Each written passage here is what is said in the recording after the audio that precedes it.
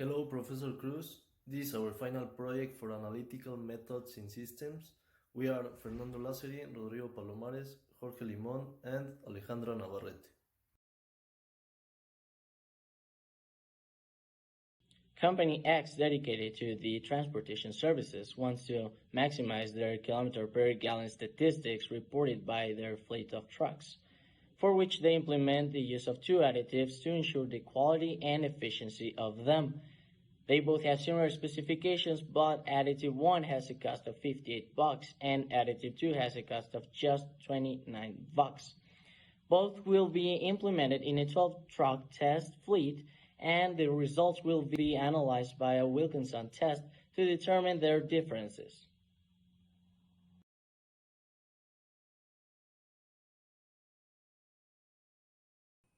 We use the non-parametric method.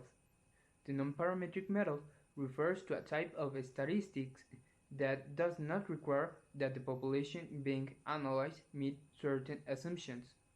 This type of statistical tool is typically used on data that nominal or ordinal. Non-parametric statistics have the advantage of having to meet few assumptions. They are less powerful than parametric statistics. This means that they may not show a relationship between two variables when in fact one exists. Okay, I'm going to explain what Wilcoxon test consists of. First of all, that we have to do is collect our data of numbers of trucks and the number of kilometers per gallon that they report on average.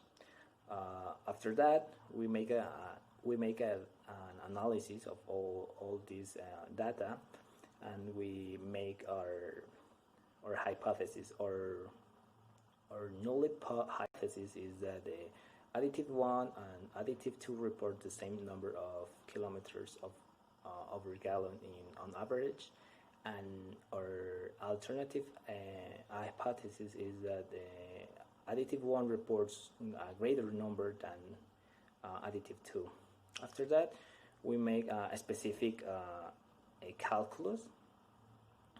We make a list and we order to the less to the greater value. After that, we obtain a specific value, and after that, we check in some tables that is on the books, and we compare our value with a critical value. If the critical value is greater than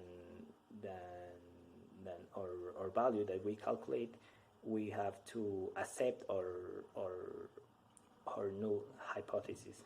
And after we make all these calculus, we finally obtain that our additive 1 reports the same number of kilometers per gallon that the additive 2.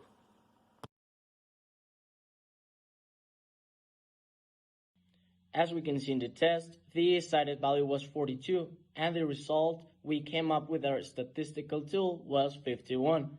This means U2 is more than CV, so the null hypothesis is not rejected. This means that on average, additive 1 and additive 2 have the same efficiency in kilometers per gallon. This is a great deal for the company because they just have to decide if they want to spend $58 for the first additive or just $29 for the second additive, because on average they're the same.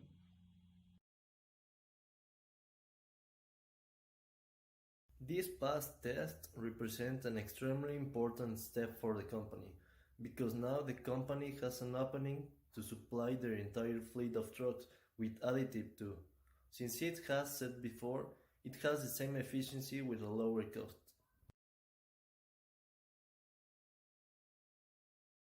It was extremely important for us to have knowledge in statistical tools and analysis.